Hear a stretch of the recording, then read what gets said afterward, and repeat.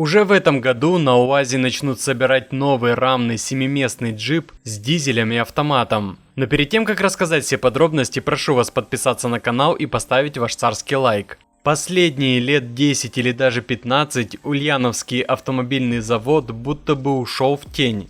Про него очень мало новостей, вокруг предприятия крайне редко всплывают громкие информационные поводы. Оно и понятно, потому что примерно столько же лет завод не выдавал ничего принципиально нового. У него все до жути стабильно. Буханка во всех своих проявлениях, Хантер, который каждый год уходит на пенсию, но все никак не уйдет. И, конечно же, Патриот. Он вроде бы и понемногу модернизируется и меняется, если не считать отката несколько лет назад, когда машина потеряла автомат и другие опции. Но это по-прежнему первое поколение внедорожника. А я напомню, что выпускает его с 2005 года. Разработка же вообще началась еще в конце 1980-х. Но даже если отталкиваться от даты начала серийного производства, то 21 год на конвейере без кардинальных изменений – это даже комментировать сложно. За такое же время китайская автомобильная промышленность практически выросла с нуля. В 2005 году они выпускали Chery Amulet.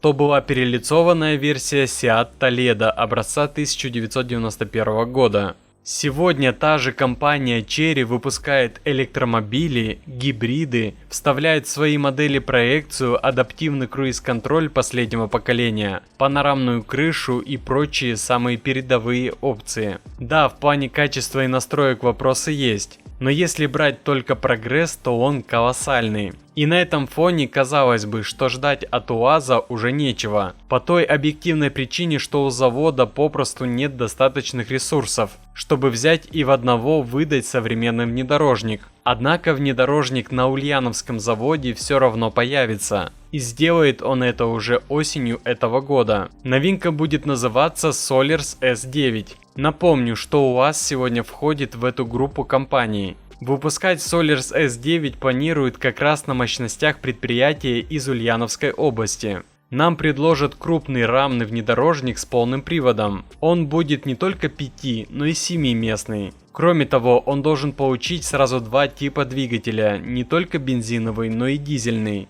Впрочем, давайте обо всем по порядку. И начать я предлагаю с характеристик, а точнее с размеров. Вплоть до миллиметра они пока неизвестны, но если учесть, что джип создан на основе уже серийного пикапа, то длина кузова должна составить около 5,3 метра, ширина 1,9 метра, а высота 1,8 метра. Дорожный просвет в районе 21 сантиметра. Как видите, автомобиль реально большой. Я бы даже сказал, что совсем не городской, потому что с такими габаритами по дворам кататься будет тяжеловато. А еще я упомянул, что модель создана на базе пикапа. Это действительно так. Основой стал пикап Solers ST9. Его тоже некоторое время назад начали выпускать в России. Он в свою очередь является лицензионной копией китайского пикапа JAC T9. Более того, внедорожник на шасси этого пикапа из Китая нельзя назвать полностью отечественной разработкой.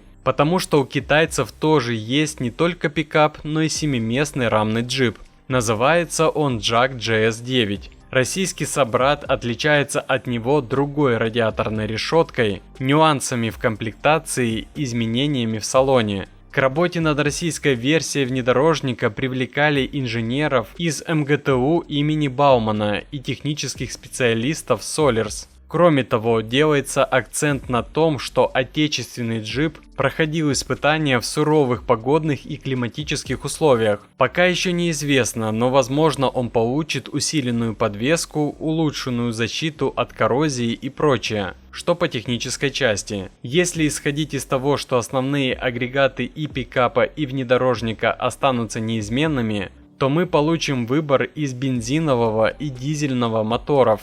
Бензиновый будет выдавать 224 силы, а дизель 163 лошадки. В паре с ним трудится классический 8-скоростной автомат. Все тормоза дисковые, рессор нет, подвеска многорычажная. Помимо самой системы полного привода с разными режимами езды, машина должна получить блокировку дифференциала. Объем топливного бака 76 литров, что радует. Новый пикап продают за 3,5 миллиона рублей. Обычно пикапы дороже обычных джипов с цельным кузовом. Поэтому предположу, что на выходе рамный внедорожник будет стоить от 3 до 3,5 миллионов рублей. И он станет самым дешевым в своем классе. Посудите сами. Все похожие машины примерно на миллион дороже. К примеру, танк 300 стартует от 4 миллионов с учетом всех скидок. А самая навороченная версия и вовсе стоит 4,7 миллиона. Но весь вопрос в том, хватит ли покупательской способности, чтобы окупить новинку. Понятное дело, что это автомобиль вовсе не для тех, кто копит на Гранту или Искру. Но будут ли его покупать те, кто выбирают китайские кроссоверы и джипы за те же 3,5 миллиона рублей? Так получилось, что как раз вчера мне подвернулась новость об успехах УАЗа за этот год. Статистика для предприятия не очень позитивная. Согласно данным, которые приводит аналитическое агентство Автостат, россияне купили и поставили на учет 3403 автомобиля ульяновского производства за этот год. Но много это или мало? Откровенно мало. Завод просел на 31% по сравнению с первым кварталом прошлого года. А ведь тот год и так был кризисным для российского автомобильного рынка. Получается, что в этом году для УАЗа ситуация стала еще хуже. Иными словами, предприятие реально и быстро теряет клиентов. Как и предыдущие годы, локомотивом продаж у марки продолжает оставаться практически вечная и почти неизменная с годами буханка, а также производный от нее головастик, бортовой грузовичок. В этом году они разошлись по стране тиражом в 1300 машин, но даже локомотив все равно проседает. Относительно предыдущего года таблетка потеряла 38%, то есть умудрилась просесть даже сильнее среднего по своему родному бренду. И это ведь мы еще говорим про лидера. Патриот, как самая свежая модель ульяновского завода, занимает лишь 2-е место. И его купили лишь 878 раз. Для одного из самых дешевых гражданских внедорожников очень удручающий результат. На 3-й строчке грузовик Профи, 628 продаж. Как видите, соревнования с Газелью что-то пока не получается. Дальше идет Патриот в кузове пикап с результатом в 510 машин. А замыкает все это дело старичок Хантер. Про его показатели даже рассказывать как-то неудобно. Он продается на уровне ретро-машин премиального класса. За целых 3 месяца россияне купили всего 54 Хантера. Даже не 154, а просто 54. Почти в 10 раз меньше, чем и так маловялый Патриот пикап. Честно говоря, мне очень сложно. Да что там, я просто не могу объяснить, почему руководство завода оставляет такую машину на конвейере. Неужели она может как-то окупиться? Не знаю, может при цене минимум в 1,5 миллиона рублей себестоимость для завода одного охотника составляет 150 тысяч рублей? Только при таком раскладе я бы понял, почему он до сих пор в строю. Штука в том, что УАЗ теряет покупателей не первый год. Если открыть новости за прошлый год, то мы выясним, что по итогам первого полугодия прошлого года Ульяновский автозавод просел на 35% относительно того же периода в 2024. Как видите, это началось не вчера, но тенденция стабильная и жесткая. А причины, как мне кажется, лежат на поверхности. Модельный ряд не обновлялся плюс-минус 20 лет, а вот цены за это время подросли заметно. УАЗу очень не хватает более гражданских и повседневных машин, которые он может предложить населению.